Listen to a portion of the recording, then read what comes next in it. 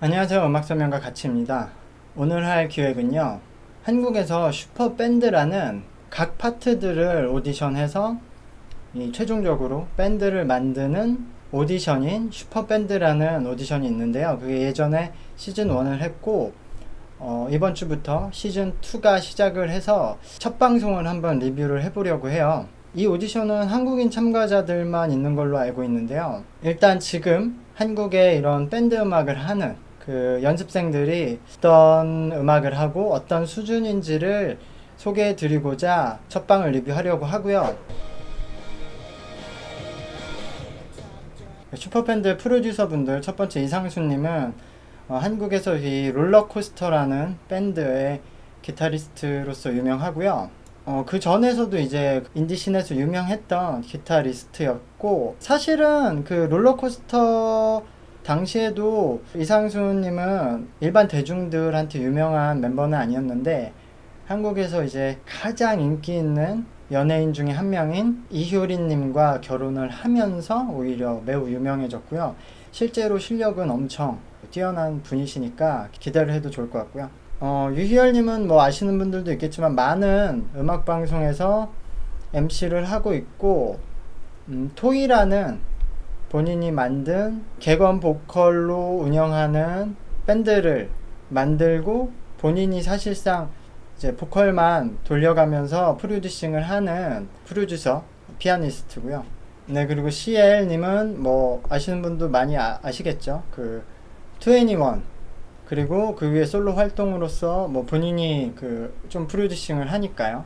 네, 윤종신님도 이제 많은 그 방송에 출연하기 때문에 뭐 아시는 분은 있을 수도 있는데, 원래 윤종신은 예전에 015B라는 팀에서 객원 보컬로 데뷔를 하셔서 그 이후에 이제 솔로로 활동하면서 엄청 오랜 기간 본인이 작사 작곡을 하시면서 개인 솔로 음악 활동을 하고 다른 가수들에게도 히트곡을 많이 준 작곡가 겸, 그러니까 싱어송라이터신데요. 네, 프로듀싱 능력이 좋고 다양한 음악을 할 수 있기 때문에 좋은 것 같아요. 근데 윤상님도 계셨네요. 윤상님도 이제 본인이 싱어송라이터 출신이고 원래 아마 클래식을 하셨던 것 같은데, 어쨌든 작곡을 굉장히 잘 하시고 최근에는 이제 러블리즈라는 아이돌을 제작하고 있어서 굉장히 다양한 음악을 하시는 분이에요. Slip inside the eye of your mind. Don't you know you might find. 예, 이 그 19살의 김한겸 님이라고 하시는데요. 이 소리가 좋은 톤이에요. 이게 최근에 한국에서 보컬들의 다수가 굉장히 호흡을 많이 섞어서 소리를 내고 있어요. 근데 이렇게 악기를 직접 하는 친구들은 노래를 직접 가서 배우지 않고 자기 음악을 한단 말이에요. 그렇기 때문에 이제 본인만의 톤을 고유하게 지키면서 노래 부를 수 있는데, 그래서 이 친구는 지금 이 오아시스 노래를 부를 때 대부분 오아시스의 톤을 따라하는데, 이 친구도 약간 초반에 그 벨팅 창법을 하면서 전혀 오아시스의 창법을 무시하는 건 아니지만 어쨌든 전체적으로 노래를 자기의 스타일대로 부르고 있어요. 노래 맺고 끄짐을 그 오아시스랑 똑같이 따라하는데, 이 친구는 지금 맺고 끊는 걸 자기 스타일대로 자연스럽게 부르거든요. 이게 아마 이 친구가 직접 연주를 하면서 노래 연습을 했기 때문이에요. 그래서 굉장히 좋았고, 지금 사실 음정이 약간씩 높은 음에서 안 맞는데, 그거는 이 친구가 원래 톤이 지금 저 약간 락킹한 거친 체스트 보이스를 쓰려고 성대를 약간 부비면서 내는데, 저렇게 낼 때 음정이 이제 제일 높은 음으로 이렇게 쭉 지를 때 안 맞는 경우가 많아요. 왜냐하면은 체스트 보이스를 세면은 귀가 약간 웅웅웅 좀 더 소리가 울리기 때문에 자기가 정확히 맞추기가 힘든 것도 있고, 두 번째는 이 친구가 지금 전체적으로 톤을 떠나서 지금 노래를 부를 때 호흡을 많이 섞질 못하고 있어요. 바이브레이션이 약간 그 호흡으로 자기가 컨트롤하는 게 아니라 자동적으로 그냥 나오는 구간이 많거든요. 근데 그게 원래 이렇게 부를 수도 있고, 지금 긴장을 해서 아예 호흡 컨트롤이 안 되니까 자기가 의도적으로 성대 컨트롤로 부르는 걸 수도 있어요. 그래서 그거는 조금 몇 곡을 더 들어보면서 이 친구가 긴장이 풀릴 때를 확인해 봐야 될 것 같아요. 이 부분은 그 네거티브하게 말하는 게 아니라 그냥 이 얘기가 나왔기 때문에 얘기를 방송이 어떻게 진행됐는지 좀 얘기를 드리려고 해요. 그러니까 여기도 그렇고 지금 라우드도 그렇고 다양한 그 방송이 있잖아요.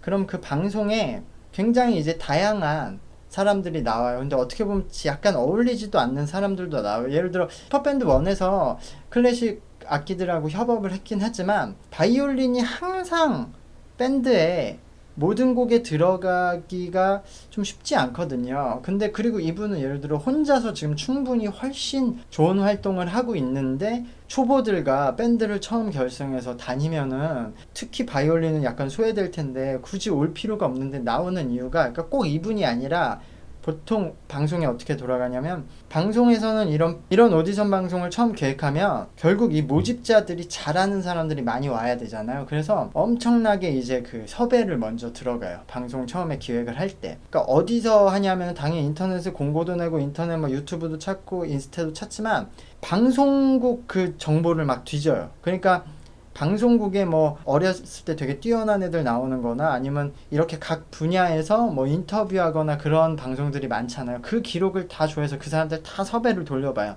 설득을 하는 거죠. 예를 들어 그 뭐 이런 바이올린이나 첼로나 뭐 안 맞는 사람이 있는데 내가 그 밴드 하고 싶지 않은데 나가서 뭐 하냐 하면은 방송국은 어쨌든 이 사람이 와서 데뷔하는 것보다 초반에 그런 사람들이 많이 와서 화제가 돼야 되고 요즘은 틱톡이나 인스타 그러니까 이런 방송을 하게 되면은 초반에 1분짜리로 딱 영상을 만들어서 사람들이 보고 우와 이렇게 흥미가 가질 만한 참가자들이 많이 나와야 되니까 이 사람들한테 뭐도 해주고 뭐도 해주겠다. 그리고 꼭 이걸로 데뷔 안 하셔도 중간에 나와서 중간 정도에 탈락해도 방송 한두 번만 나오면 본인이 엄청 유명해지고 하고 싶은 음악 하실 수 있다 막 이런 식으로 계속 섭외해서 오거든요. 그리고 그러니까 실제로 이분이 하고 싶어서 나오셨는지 섭외받아서 나오셨는지는 난 모르지만 이분 입장에서 밴드를 꼭 안 하려고 해도 그러니까 손해는 없는 거죠. 이렇게 방송에 나와서 자기 잘하는 걸 딱 보여주고 중간에 만약에 탈락하시더라도 이후에 개인 활동을 하는데 굉장히 인지도를 많이 쌓기 때문에 손해볼 수 없는 구조라 방송과 이제 이런 참가자들이 윈윈이 돼서 이렇게 섭외하는 경우가 많아요.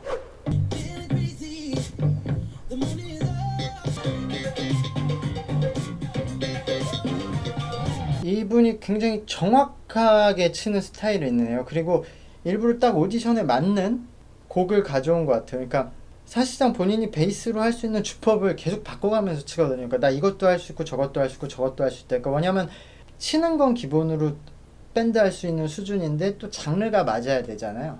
밴드를 구성하려면. 근데 이분은 지금 나 다 할 수 있다 이렇게 보여주는 것 같아요. 그리고 어쨌든 아까 말했듯이 딱딱 되게 정확히 치는 베이스라서 나쁘지 않았던 것 같아요.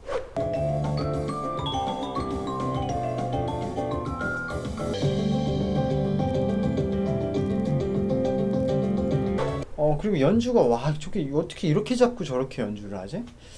대단하다. 의외로 이게 저는 들으면서 처음에 예상은 이걸 뭐 밴드에서 쓸 수 있을까? 막 재즈 음악을 하는 좀 특정 밴드에서만 쓸 수 있을까라고 생각했는데 그 아까 전자 미림바라는 그 전자 소리를 들으면서 의외로 이제 일본에서 뭐 레드 윈프스나 약간 요아소비 같은 음악에 이것을 이제 리프처럼 돌리는 사운드로 쓰면 굉장히 재밌고 독특한 음악이 나오지 않을까라는 생각을 해봤어요.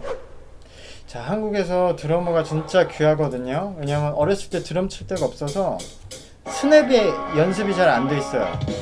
스냅이 이제 힘을 많이 주지 않으면서도 이것을 저렇게 빠르게 쉴 수 없이 계속 한 곡을 이끌어 나가려면은 충분한 그 처음부터 끝까지 볼륨을 이 악기 소리를 팡팡팡 내려면은 힘으로 쳐서는 지쳐서 3, 4분을 못 가요.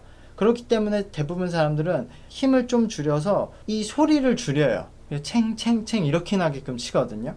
외국에 잘하는 밴드들 그리고 일본만 해도 드럼을 어렸을 때부터 치기 때문에 어렸을 때는 힘이 없잖아요. 힘이 없을 때부터 드럼을 치기 때문에 힘으로 치는 게 아니라 이 몸의 스냅으로 힘을 안 주고 치는 버릇이 돼 있어서 힘을 안 들이고도 3, 4분을 팡팡팡 치거든요. 근데 우리나라 사람들은 이게 힘든 게 드럼을 어릴 때 칠 공간이 없어요. 우리나라에서는 드럼을 대부분 치는 사람들이 어렸을 때 교회 다니는 친구들 아닌 이상은 드럼 칠 공간이 없어서 약간 중학교 고등학교 성장한 이후에 치기 때문에 이미 몸에 힘을 들어가고 치고 있어요. 그래서 그 이후에 이 힘 빼는데 엄청난 고생을 하는데 지금 이 친구는 적절한 힘으로 팡팡팡 소리를 내고 있어서 그것만으로도 기본기가 굉장히 좋다고 생각을 해요. OST Falling Slowly. 아 근데 이건 너무 이제 이 곡은